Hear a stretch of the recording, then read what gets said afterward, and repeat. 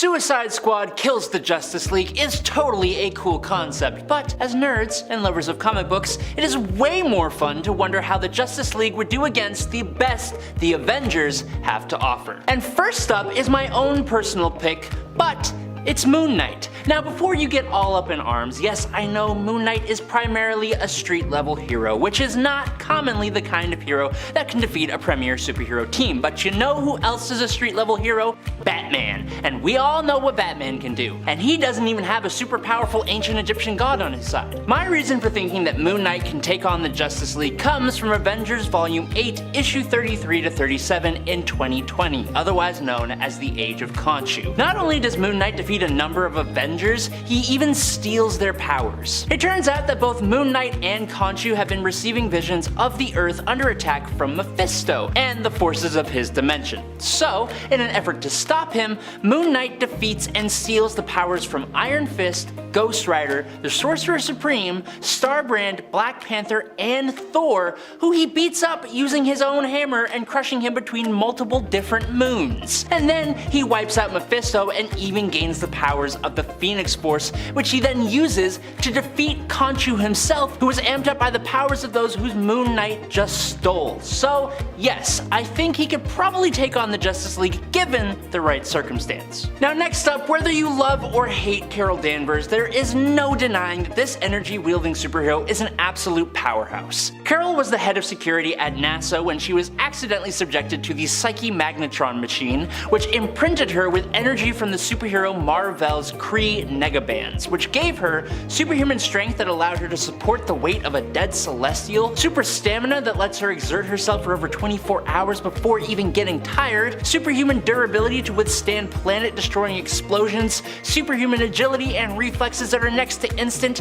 a regenerative healing factor that exceeds Wolverine's and can be extended to others, self-propelled flight at 3 times the speed of sound even in the vacuum of space, and flash precognition that allows her to randomly subconsciously anticipate the moves of her opponents. But all of this is somewhat secondary to what is arguably her main power, the ability to control, absorb, and manipulate energy of a whole bunch of different kinds, which extends to let her project her spirit, manipulate molecules, transmute matter, create energy constructs, and even boost up her already OP abilities. There's literally no denying that Carol Danvers' Captain Marvel is straight up broken. Now next up is a curious pick, and it's Sersi. Sersi is a member of the Eternals, an evolutionary offshoot of humanity gifted with amazing powers and abilities to look after the human race throughout the ages, which makes them similar but also just a smidgen bit different and more powerful than the Eternals movie counterparts. Either way, as an Eternal, Sersi's body is augmented by cosmic energy and she has total mental control over her entire molecular structure, which allows her and other Eternals to be immortal, indestructible, and invulnerable to pretty much anything which isn't stronger than the cosmic energy that augmented them. Sersi has enough strength to bench 20 tons, but thanks to her telekinesis, she can augment that to lift around 25 tons. Her telekinesis also allows Sersi to fly at around 760 miles per hour. She can project cosmic energy and heat, light, or concussive blasts. She has telepathy that allows her to hypnotize weak-minded fools. She can teleport, but she kinda hates it, and she is even able to project images from her mind, which is such a cool idea for an ability. Those are all the powers that we don't see in the Eternals movie, because arguably the ability that she has the most talent in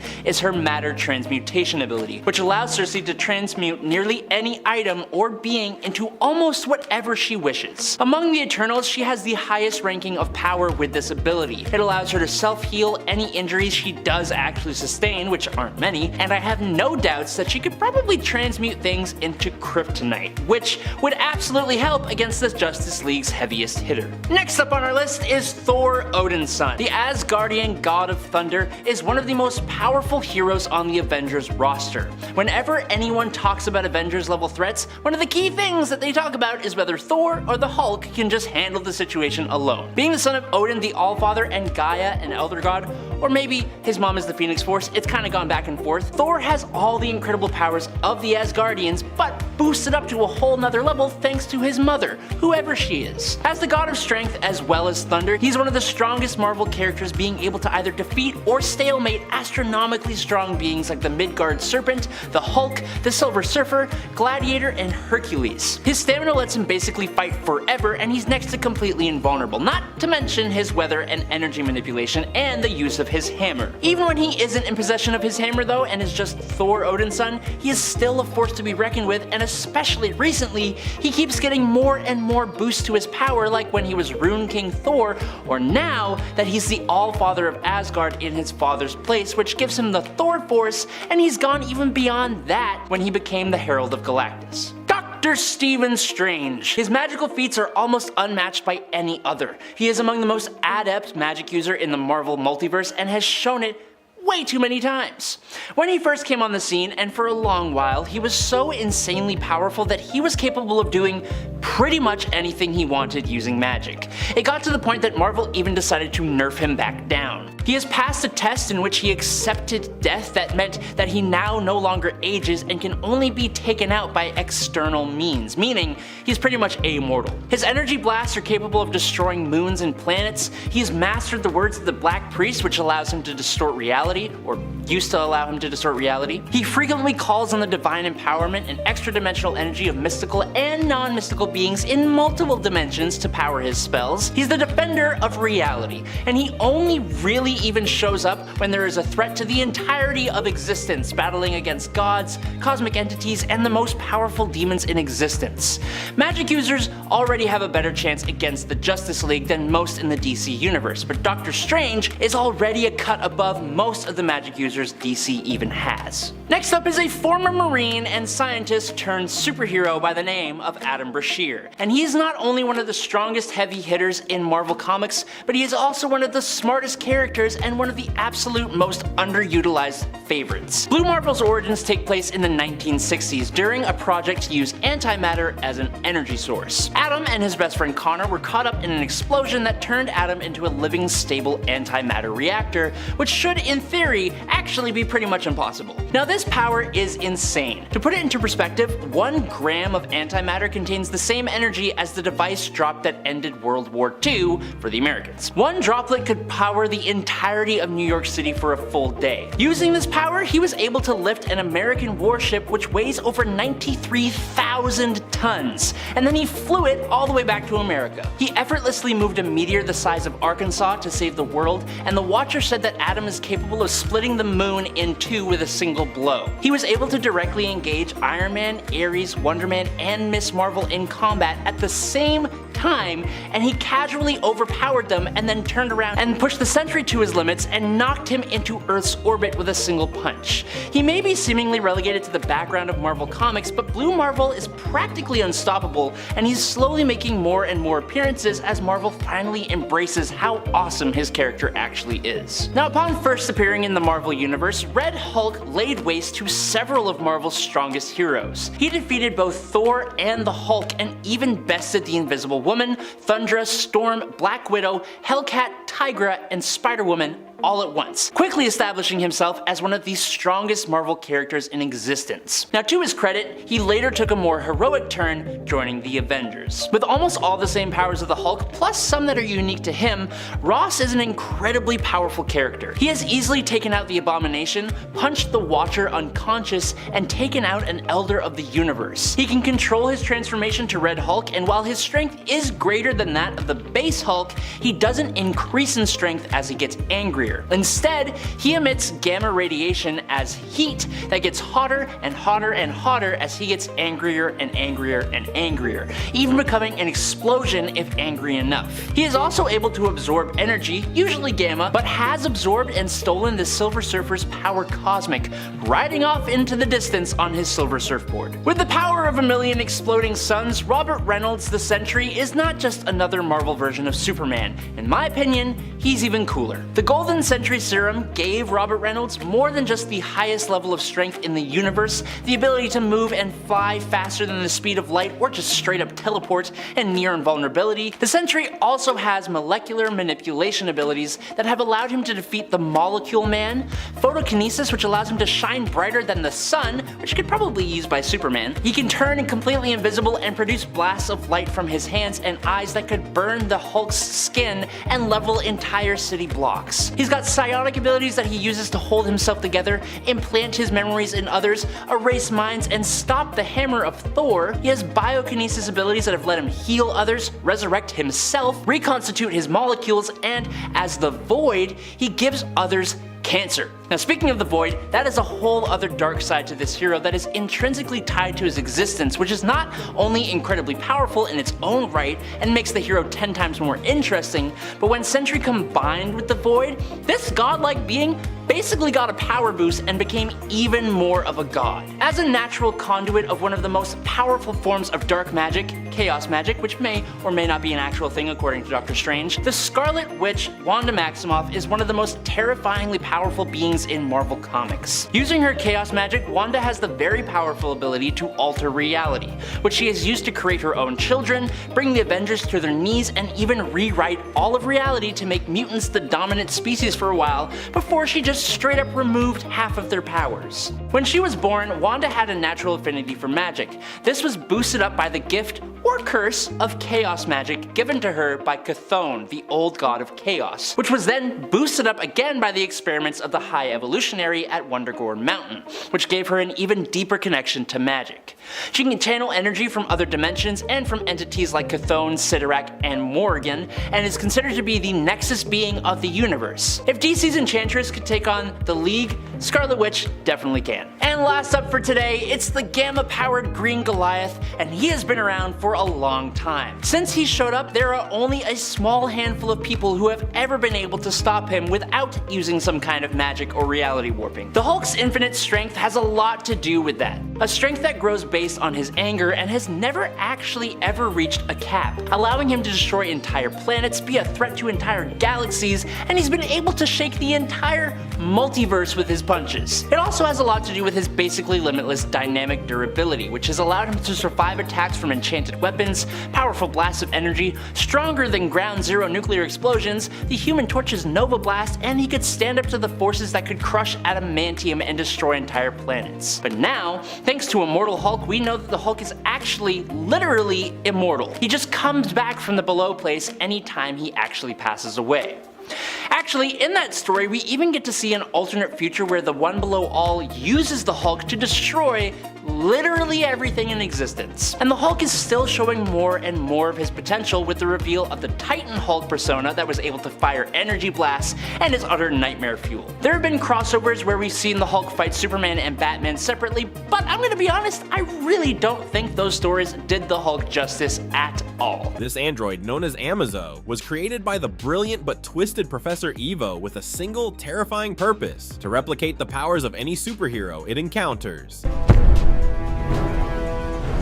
It's called Amazo. Imagine a being that can soar through the skies like Superman, wield the emerald energy of a Green Lantern ring, move at the blinding speed of the Flash, and possess the incredible strength of Wonder Woman, all at the same time. Amazo isn't just a simple copycat though. It possesses a sophisticated learning matrix that allows it to analyze and adapt to any new power it encounters, constantly evolving and becoming more dangerous. In one infamous encounter, Amazo single-handedly took on the entire Justice League, pushing Earth's greatest heroes to their absolute limits and showcasing the terrifying potential of its adaptive abilities. He can teleport across vast distances, manipulate matter at a molecular level, and even absorb energy attacks, turning their power against the heroes themselves. This potent combination of replicated abilities and rapid adaptation makes Amazo a near unbeatable foe, a constant threat lurking in the shadows, ready to unleash the combined might of the Justice League and potentially even more against the world. Each encounter with Amazo forces heroes to rethink their strategies, limits, knowing that whatever worked before might be completely useless the next time around. The potential for Amazo to evolve and master even more powers makes him a ticking time bomb, a walking arsenal of stolen abilities waiting to be unleashed. This skeletal scythe-wielding entity is the embodiment of death itself. Necron rules over the land of the unliving and commands the Black Lantern Corps, an army of undead beings powered by the Black Power Rings. He can resurrect the dead, control their minds, and drain the life force of the living. Necron has even been shown to imprison the Anti-Monitor and use him as a power source. This guy is basically a walking apocalypse, and even the most powerful heroes struggle to defeat him. This monstrous Kryptonian abomination is best known for being the only one to ever kill Superman. Doomsday is a nearly indestructible killing machine with incredible strength, durability, and a healing factor that makes Wolverine look like an amateur.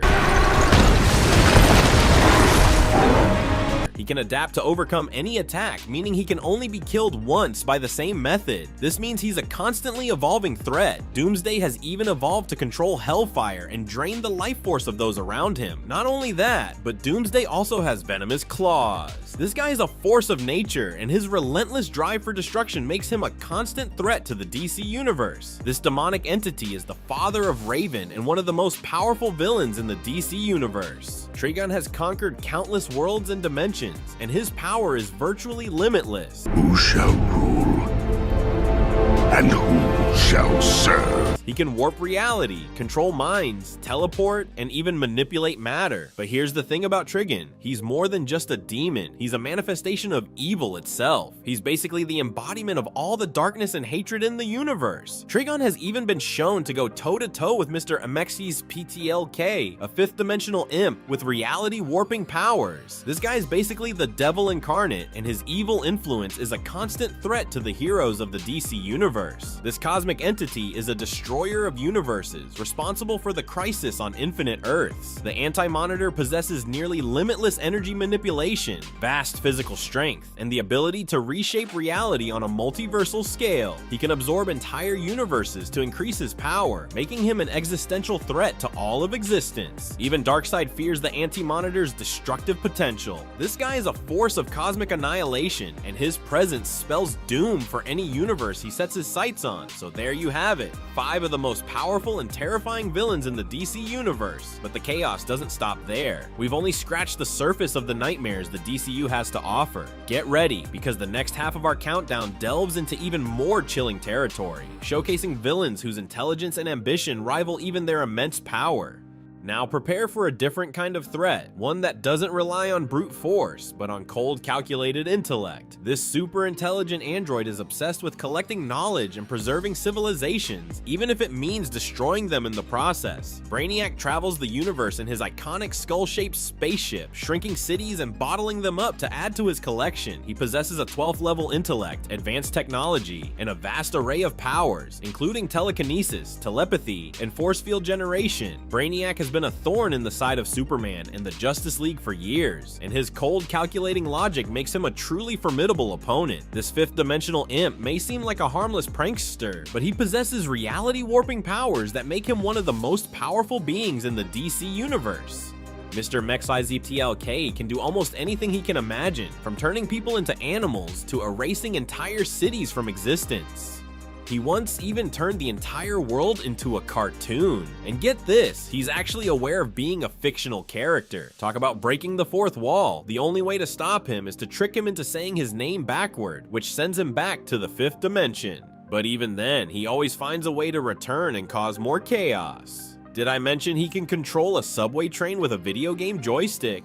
This guy is a walking reality bender, and his unpredictable nature makes him a constant source of chaos in the DC universe. The ruler of Apocalypse, Darkseid is a godlike being with immense power and a thirst for universal domination. He possesses superhuman strength, durability, and the ability to manipulate energy on a cosmic scale. His Omega beams can erase anything they touch, and his Omega Sanction can trap victims in an endless cycle of torment. Imagine being trapped in a never-ending loop of terrible lives, each each one worse than the last with no escape. That's the Omega Sanction. Darkseid is also a master strategist and manipulator, always scheming to conquer the universe and enslave all free will. This guy is basically the ultimate evil overlord, and his presence casts a shadow over the entire DC universe. This nightmarish fusion of Batman and the Joker is a terrifying force of chaos and destruction. He possesses Batman's tactical genius and the Joker's nihilistic insanity, making him a truly unpredictable and dangerous foe. The Batman who laughs has been shown to manipulate and defeat some of the most powerful beings in the DC universe, including Perpetua herself. He's so powerful he can even turn Robins into Joker-like monsters and destroy multiple universes. He even gained the powers of Dr. Manhattan, making him a near omnipotent threat. This guy is a walking nightmare, and his presence brings terror and despair to the DC universe. This cosmic entity isn't just powerful, he's a force of nature on a multiversal scale. The Anti-Monitor is responsible for the Crisis on Infinite Earths, an event that nearly wiped out all of existence. He can absorb the energy of entire universes, growing stronger with every world he consumes. He's got antimatter manipulation powers that can break down anything in his path, and he can even travel through dimensions and alter reality itself. This guy is the ultimate cosmic destroyer, and his very existence threatens the stability of the multiverse. Starting with Killer Croc. Despite what the first Suicide Squad movie portrayed, Waylon Jones, the Killer Croc, had never actually been a part of the squad before the recent Rebirth relaunch, but he is 110% a fixture of the team now. Killer Croc joined Task Force X in Suicide Squad number 1, 2016, and he's been one of their main members for a lot of stories. While he almost passed away on their very first mission, it wasn't in a fight with an alien horde or angry gods like you might expect, it was his own vomit, so that doesn't really help sell the point I'm trying to make here. But in terms of toughness, he has been able to come out completely unhurt after taking a hail of machine gun fire to the back, but even more impressive than that is when he completely survived a blast of General Zod's heat vision, which is the same heat vision that the General used to make a hole in his own skull. So,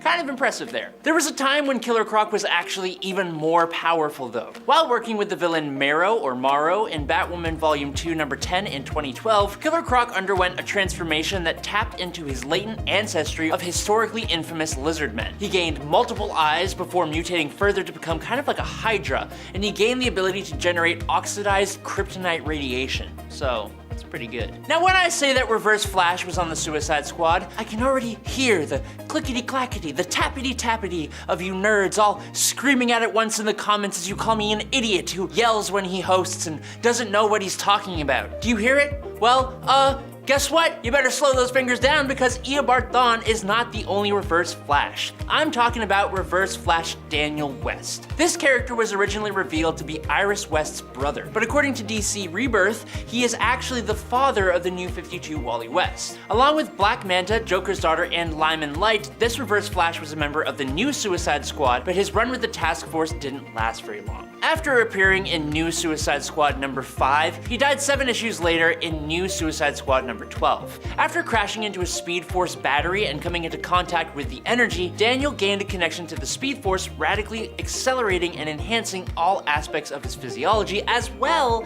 as the ability to absorb Speed Force energy and rewind time, which is something not even the Flash can do without assistance from the Cosmic Treadmill. This allows Daniel to travel back in time and change things from the past. Now, he may not have done all the horrible things that Reverse Flash Eobard Thawne has done, but he has the potential to. He could cause some havoc for the Justice League if he was given the opportunity. Just saying. Next up on our list is Superboy. Now, this isn't young Kal-El or his son, but this is Kon-El Connor Kent's Superboy. During his Hero of Hawaii days, Kon-El ended up opposing the Silicon Dragons gang. Special Agent Sam Makoa decided to organize a task force to go after the Silicon Dragons, which was none other than Amanda Waller's Suicide Squad. Superboy basically just forced himself onto the team, which consisted of Knockout, Sidearm, King Shark, Captain Boomerang, and Deadshot. Despite the passing of Sidearm, the mission successfully destroyed the lair of the Silicon Dragons, even though their leader, Lady Dragon, escaped. Now this all took place in Superboy Volume 4, number 13 to 15 from 1995. Superboy is a clone created by Project Cadmus, utilizing both Superman and Lex Luthor's DNA. He not only has the super strength, stamina, and durability of a Kryptonian when under a yellow sun, but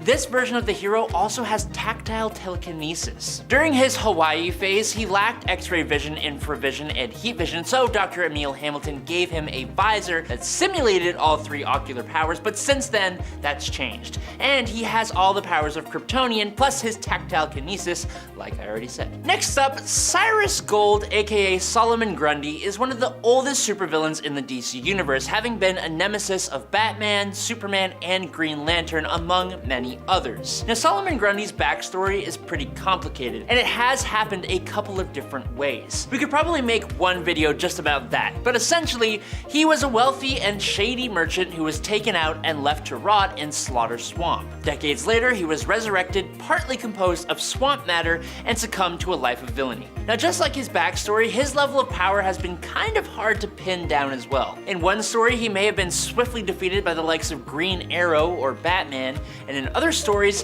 he gives the Man of Steel a run for his money in the strength department and fights Green Lanterns. So it really depends on the writer. But other than his strength, he is also immune to magical attacks and Green Lantern style energy, and he can resurrect himself from the dead. These traits make him an ideal bruiser. Solomon Grundy first appeared in a flashback story in Suicide Squad Volume 2, number 10, but actually joined the task force during the interim period between Volumes 2 and 3 in Superman Volume 2, number 182, along with Deadshot and Killer Frost. Next up is King Shark. Now, while King Shark, also going by the name Nanaue, seems like he may be an Aquaman villain, and he totally is, he was actually originally a villain of Superboy, again during his time in Hawaii. So how does King Shark, seemingly just an anthropomorphic shark, go up against the likes of Aquaman and Superboy? Well, that's because he is actually a demigod. In the most recent continuity, Nanaue is the offspring of the Hawaiian shark old god Chandraka. After learning of the existence of Superman, Amanda Waller began seeking a controllable Superman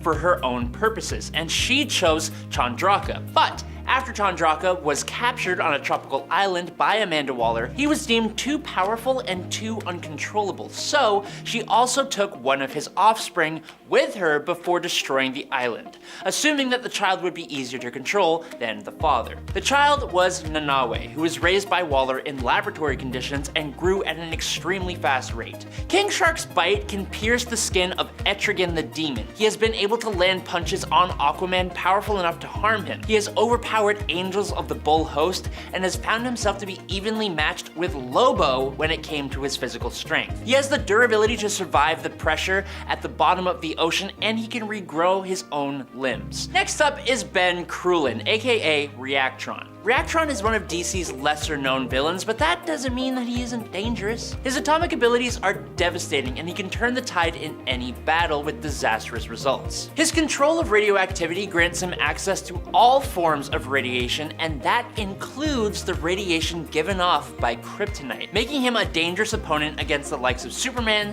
Supergirl, and eventually Powergirl in the newer continuity. Now, his containment suit grants him the ability to manipulate nuclear energy, along with enhanced physical attributes such as superhuman strength and durability. These traits made him an ideal choice for Task Force X.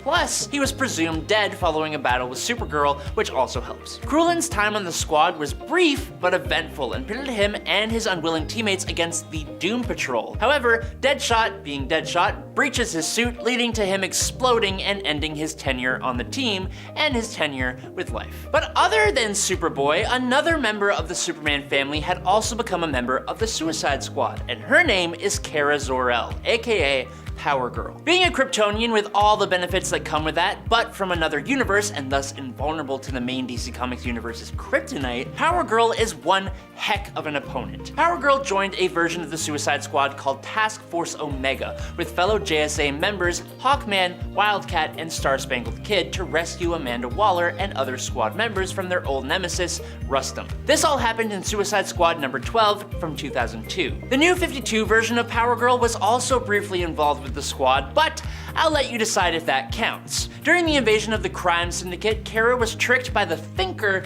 who was using a hologram, Amanda Waller, to convince her, Steel, Warrant, and Unknown Soldier to form a new Suicide Squad team. The team was assembled to retrieve OMAC in the Rocky Mountains, but inside the base they were confronted by the remaining members of the real Suicide Squad. Another thing I'll let you decide is if she could take on Superman, because that is just the whole can of worms that I am not getting involved in. let's move on. Next up is Manchester Black. What's so funny about Truth, Justice, and the American Way, also known as Action Comics issue number 775, is awesome. Essentially, this comic sees the arrival of a group of heroes called the Elite that fight crime, but in an incredibly bombastic and brutal way with no regard for lives. This flies directly in the face of the moralities of heroes like Superman. The leader of this band of villainous heroes goes by the name Manchester Black, and he has an incredible level of telekinesis, able to punch a hole in a mountain with a simple thought. His dangerous worldview, coupled with his psychic powers, has basically enabled him to control massive numbers of supervillains, repurpose Doomsday's hatred of Superman towards the Imperiex probes, and he's even given Superman a telekinetically induced stroke by pinching the blood vessels in his brain with telekinesis. His time on Lex Luthor's Suicide Squad was brief, but it came at a pivotal time when all of existence was threatened by Imperiex, with all heroes and villains needing to team up to stop the cosmic entity. This iteration of the team was created for the express purpose of recovering Doomsday from imprisonment. The mission went awry when Doomsday attacked the team, with Manchester Black only escaping by manipulating the behemoth to channel his rage against Imperix's army instead. Next up, Wade Eiling was a man who, much like Amanda Waller, liked to pull strings from behind the scenes. He was part of the Cabal, which was exactly what its name suggests, a secret government cabal that manipulated world events. He was also part of the project that created Captain Atom. He was not a nice guy, and he and Waller had a bit of a rivalry. However, when he was diagnosed with an inoperable brain tumor, he decided to transfer his mind into the self-regenerating body of the Shaggy Man. The Shaggy Man was an old, incredibly powerful Justice League opponent who has a strength capable of fighting any metahuman, even Superman, to a standstill. He can withstand a combined attack from any high-ranking superpowered being and survive in the vacuum of space. He regenerates in a matter of moments, and the pain won't even slow him down. He doesn't need food, water, or air, and the Shaggy Man body constantly adapts to any assault made against him. After experiencing one form of attack, he basically learns how to resist it in the future. He is a huge threat for the Justice League. Eiling had discovered his body with his Ultramarine Corps in JLA number 24 in 1998. Unfortunately for him though, somehow Amanda Waller got the General pulled off of an asteroid Superman had stranded him on and proceeded to force her longtime nemesis into Task Force X in Suicide Squad number 3 from 2008. But that guy kinda reminds me of another guy.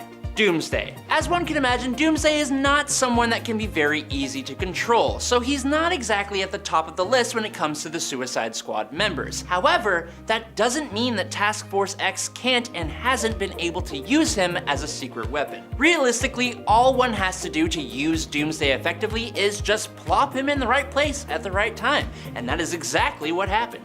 In Adventures of Superman Volume 1, number 594, aka the Doomsday Protocol, the final story in the Suicide Squad's first interim period saw Lex Luthor's Suicide Squad unleashing Doomsday on Imperix's probe army, which was conveniently disguised as Superman. While Doomsday managed to take out the aliens' army, he was no match for Imperiex himself, and the monster perished in the story. But that doesn't really matter because Doomsday cannot die. Anytime that Doomsday dies, he just comes back having adapted to whatever took him down. He has literally fought his way through hell and came out on top. He can take the Justice League. What better way to start us off than the world's deadliest assassin with physical abilities 10 times that of a normal human and the ability to use 90% of his brain. Deathstroke is a guy that has proven himself more than enough times. He has fought multiple different members of the Justice League, and even when his natural abilities have not been enough, he has found numerous ways to power himself up enough to get the job done, even being able to fight on par with Superman. He has taken down the Atom, Impulse, Batman, Kid Flash, the Phantom Lady, Uncle Sam, and obviously the Teen Titans. During Identity Crisis, he nearly took down the entire Justice League, taking down each member with methods tailored to each of their strengths and weaknesses before they rallied. And if that weren't enough, during Marvel and DC Present the Uncanny X-Men and the New Teen Titans, Deathstroke literally beat and captured Marvel's X-Men. Understandably, Deathstroke's time in the Suicide Squad was quite short. Appearing during the new Suicide Squad series, Deathstroke pursues a group of Russians who then offer him a more profitable deal, and he just takes it, and leaves the squad like a badass. Next up, gifted with a deep connection to plant life, Poison Ivy's powers encompass both botanical manipulation and a heightened affinity for nature. She can communicate with plants, control their growth, and command them to bend to her will, utilizing them as powerful weapons or protective barriers. And she can do this on a global scale. Her toxic touch, stemming from her ability to secrete potent pheromones, makes her a dangerous foe in close combat, assuming combatants can even get that close to her in the first place. Her expertise in biochemistry allows her to concoct various deadly toxins and antidotes, making her a master of botanical chemistry, and she can pretty much heal herself at will. It was revealed by Swamp Thing that Poison Ivy's abilities may have a semi-mythical component. He has further stated that her power rivals his own, calling her the May Queen, a personification of spring and summer. She's one of the most powerful Suicide Squad members, if not the strongest member of the Suicide Squad in the comics. Now, in the first film adaptation of Suicide Squad, Amanda Waller claims that El Diablo is one of the most powerful metahumans in the world. And honestly, there's some pretty compelling evidence to back that up. As much as that movie just wasn't really it, they did give a pretty good display of their squad members' abilities. Chado Santana's powers are based in magic, which he originally gained from the original El Diablo, Lazarus Lane, who saved him after a brutal encounter with Chado's own gang. In the newer continuity, he gains his powers from his connection with the fallen angel Chutriel. Either way, he takes revenge on his former gang, but during the fire that he created, he accidentally took the lives of innocents and decided to hand himself over to the authorities, where he became a part of the squad. His flames are so hot that they are capable of easily wiping out other superhumans. He can bend and twist these flames at will and can even use them defensively by generating a wall of flames capable of literally melting bullets mid-flight. But on top of that, he actually has a level of durability that has let him survive blows from Behemoth, Bloodletter, and even a powerful White Martian. And because of his fallen angel origins, if he happens to die, he will be resurrected. He can take on a demon form, and even if it all goes belly up, he can literally unleash the fallen angel onto the world. So yeah. Now, similar to how El Diablo harnesses fire to become a force to be reckoned with, Killer Frost harnesses, well, frost. But instead of being powered by a demon or an angel, Louise Lincoln's power is centered around thermokinetic cryokinesis, which for the rest of us means that she takes extremely elevated temperatures and converts the thermal energy to make her sub-zero powers even stronger. This means that while other icy-based metahumans have a weakness to flamethrowers, fire-based abilities, or just general heat, those things just make Louise even stronger. Basically, if her and El Diablo ever fought, he would just add fuel to her fire. Or to her ice, I guess. During the 1 year later storyline, she even claimed to be able to absorb the thermal energy of the sun, and in Justice League vs. Suicide Squad number 2, she actually did it in a way, absorbing yellow solar energy from Superman to not only subdue him completely, but to freeze the entire Justice League. So yeah, it's safe to say she could wipe them out. Now next up, Parasite was drafted into the Suicide Squad in New Suicide Squad number 9. Arguably one of the strongest members to ever join the squad, Parasite is an incredibly powerful villain, and one that could and has taken on many members of the Justice League. It's all thanks to his ability to absorb the powers and abilities of the people he touches, which has made him a threat to even Superman on many occasions. So he can suck up other people's powers, but on top of that, by absorbing excessive amounts of energy, Parasite's body mutates and becomes even stronger and stronger. But that was in the past. After absorbing the powers of Strange Visitor and a shapeshifter, his powers got upgraded even further. Now, Parasite can go through an extended period of time in which he can keep the powers he absorbs, plus he also developed the ability to absorb the memories of the people he touches, allowing him to learn the secret identities of heroes, which that's a pretty big problem. Next up is Black Adam. Black Adam has essentially the same powers that are possessed by Shazam, but for Black Adam, his ideologies and ruthless nature mean that he is simply much more capable than Shazam because he does not hold himself back. All we have to do to see how capable Black Adam is to take a peek at 2007's World War III event, or as I like to call it, Black Adam versus literally everyone. Black Adam single-handedly goes up against, beats the snot out of, and even takes the life of some of the combined forces of the JSA, Captain Marvel, China's Great 10, the Phantom Stranger, Martian Manhunter, Powergirl, Wonder Woman, Stargirl, Plastic Man, Jay Garrick, several Green Lanterns, and even more. And almost no one can take him down for the whole run of the comic. It's absolutely insane. Now, given his level of power, he wasn't really forced to be on the squad. Instead, during the period between Suicide Squad Volume 2 and 3, he requested their aid to fight the villain Cersei and was technically part of the team, but I've gotten by on technicalities before, so we're good. The Enchantress of the DC Universe is a mystical force of nature. June Moon accidentally stumbled upon the being known as Zamor at a costume party in an old castle and was granted magical abilities that activate when she says the word Enchantress. She would actually be a monster hunter of sorts until she took her first heel turn and fought Supergirl. Since then, she has been a semi-regular on the Suicide Squad. June Moon has been referred to as one of the most powerful spellcasters on Earth. She's been able to manipulate the very atmosphere of Earth. She can teleport, control fire and other elements, cast illusions, heal herself and others super fast, create and manipulate all forms of energy. She can become intangible and she can fly. Plus, she has shown the unique ability to tap into the magic of others such as Eclipso, the Spectre, and even Shazam. And she was able to gain the full powers and strength of Shazam by doing so. When June first took her turn towards darkness, she was even threatening to wipe the very concept of superpowers from existence in the DC universe, and she almost did it too if it wasn't for Supergirl's intervention. She can manipulate reality itself, and a prime example of that is when she kept the entire Justice League at bay with a storm of teeth. And we don't even know the full extent of what she's actually capable of yet, but John Constantine said that she was capable of destroying the world, so there's that. Next up, Clifford Zmek was a participant in a government experiment which caused him to tap into the quantum field, allowing him to manipulate dark matter. Now, we have no idea what that really means because we don't even really know what dark matter is, but in DC Comics, the dark matter in Major Force's body allows him to do incredible things like absorb energy, fly, regenerate, and even create light constructs like a Green Lantern. Another side effect of all this concentrated energy inside of him means that he will go off like a nuclear bomb if he is cut. That on its own is a huge power boost, simply because now, as a result, most superheroes can't even risk fighting Major Force, just in case that they cut him. But then on top of that, even if he does blow up, ripping apart his own body on an atomic level, the dark matter that he controls will just put Major Force back together again. And that's not even everything. Not only is Major Force a physical threat, but he is also, just to top it off,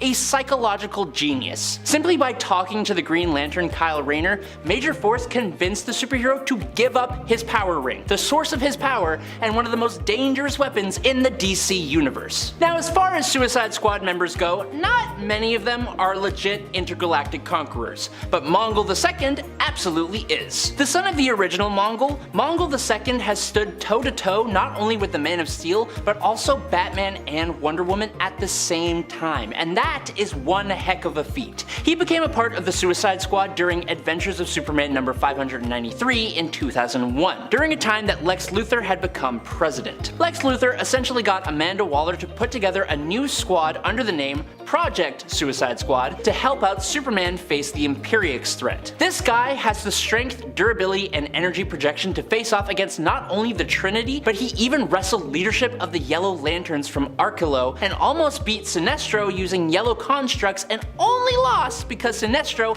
had to cheat. Oh, and like I said, intergalactic conqueror. Last up for us today, hailing from the planet Krypton, General Zod possesses the same superhuman abilities as Superman due to their shared origin. These abilities include super strength, speed, invulnerability, heat vision, and flight, making him a physical match for the Man of Steel. What sets Zod apart is that he was originally the leader of the military defense for the Kryptonian Science Council. He betrayed the Science Council after learning that they were lying to him about the inevitable destruction of the planet Krypton, and was banished to the Phantom Zone. His combat experience and training, plus his tactical genius and willingness to do literally whatever he needs to, make him a fearsome adversary in battle and give him a level of control over his abilities under a yellow sun that brought him up to par with Superman with a quickness. In 2016 Suicide Squad, the team are sent on a mission to Russia to retrieve or destroy an unknown device. Turns out that that device is actually a portal to the Phantom Zone,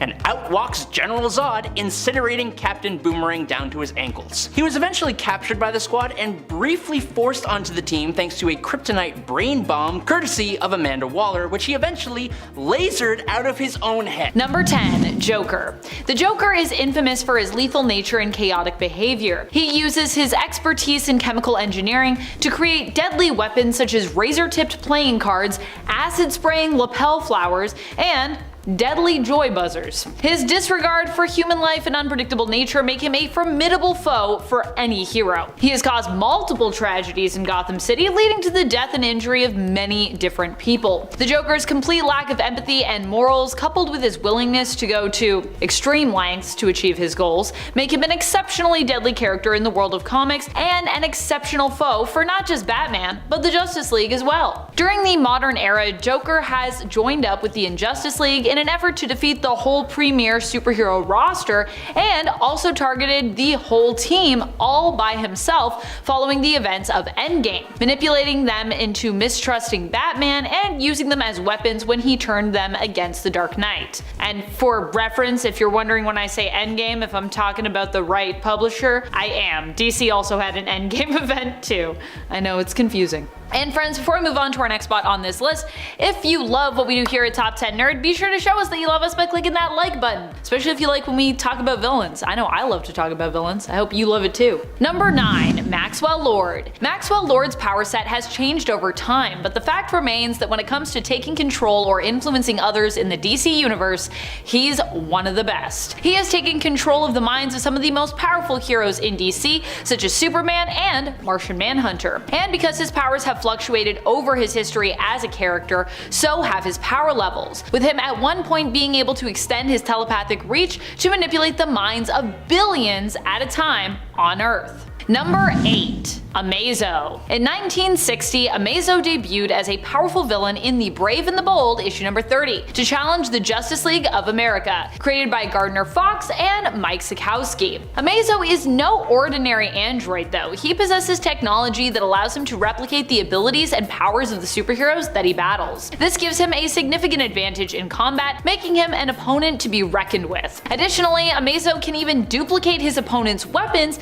making him an even more challenging adversary. The Flash, Aquaman, Martian Manhunter, Wonder Woman, and Green Lantern make up the roster that Amazo initially faced, and as such, these are usually the power sets he possesses by default. Number 7. Vandal Savage. Vandal Savage, also known as Vandar Adge, is a formidable adversary who has been terrorizing the world for over, get this, 50,000 years. He possesses advanced healing abilities and immortality, which he gained after coming into contact with the mysterious meteorite during prehistoric times. Despite not being known for necessarily crazy superhuman powers, he is a brilliant strategist and skilled fighter with vast knowledge in various sciences and forms of combat. Over the course of history, he has faced off against other immortals and reincarnating heroes such as Hawkman, Hawkgirl, Immortal Man, and Resurrection Man. He's also proven to be a recurring thorn in the side of the Justice League. In his quest for power and attempts to defeat the JLA, he has even allied himself with organizations such as the Injustice Society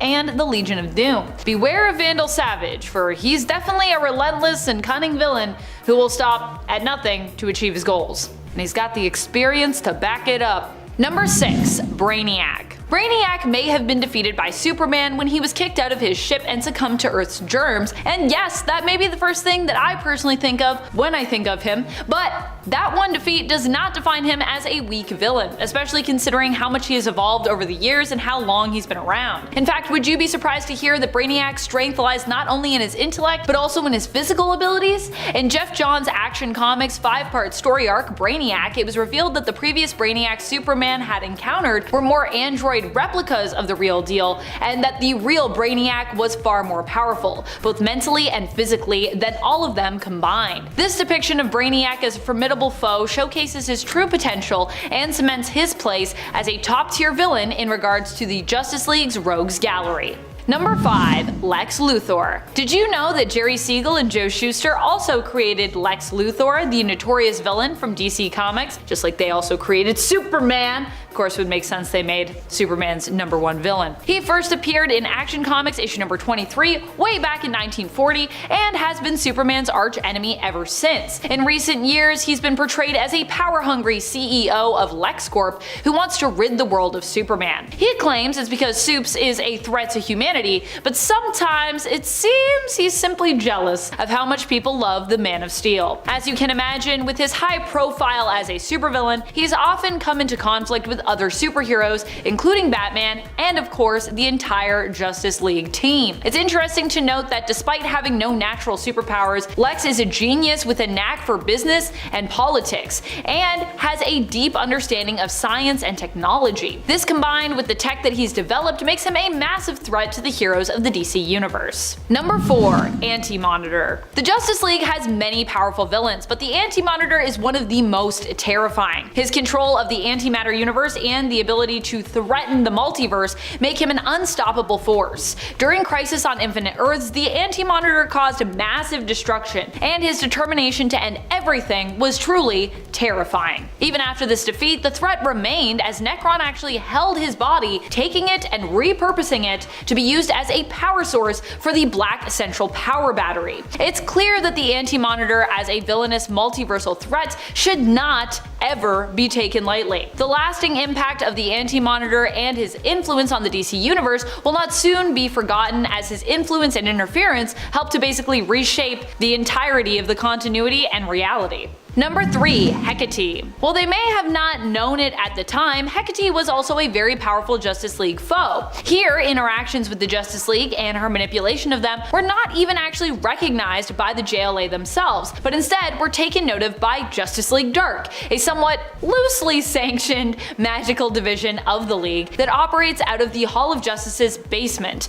and is led by Wonder Woman. While Hecate in the end would be defeated in the pages of Justice League Dark, this was only possible because Wonder Woman was able to use other, more powerful even villains, if you can imagine that, of the Justice League Dark team to defeat Hecate.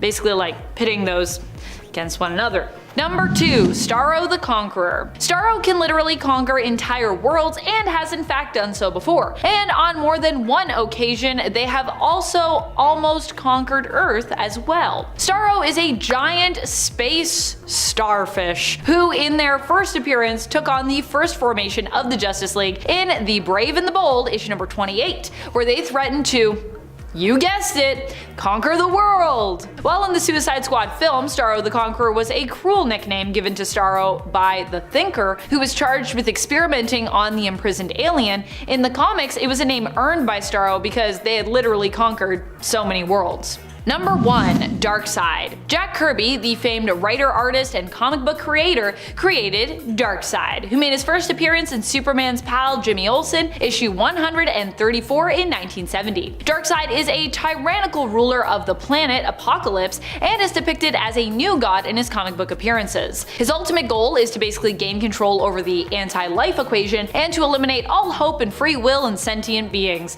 enslaving the multiverse in essence. He is considered one of the most powerful beings in the DC universe and is known as one of Superman's most formidable enemies and the Justice League's arch nemesis. Darkseid was originally known as Prince Euaxus, the son of King Yuga Khan and Queen Hegra of Apocalypse. He seized control of the planet from his older brother Drax by eliminating him when Drax attempted to claim the fabled Omega Force, with Euaxus betraying his brother and of course taking the Omega Force for himself. With this newfound power, Euaxus' skin turned to stone and he took on a new name, Darkseid.